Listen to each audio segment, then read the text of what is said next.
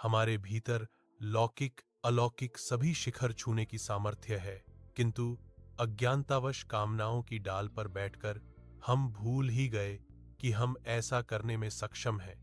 अतृप्त कामनाओं में झूलते झूलते याद ही नहीं रहा कि हमारे पास ध्यान रूपी पंख भी हैं। इन पंखों से उड़ान भरकर हम इस सांसारिक मकड़जाल से मुक्ति पा सकते हैं।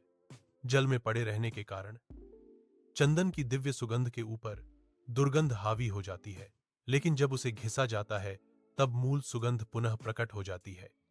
इसी प्रकार मनोकल्पित अपार भीषण आकांक्षाओं की धूल ने आत्मा को ढक दिया है। हम परमात्मा द्वारा प्रदत्त गुणों से वंचित हो रहे हैं।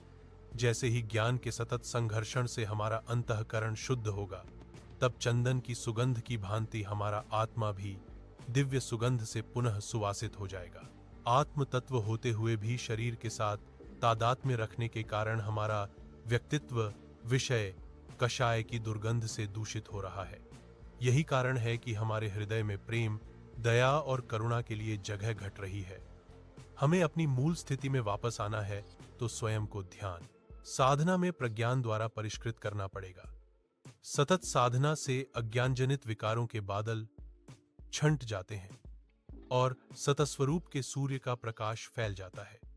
यह दिव्यता अर्थात ईश्वरीय तत्व कहीं बाहर से लाकर हमको दिया नहीं जाता है, बल्कि साधना या उपासना के द्वारा उसको ढांपने वाली वासनाएं दूर हो जाती हैं।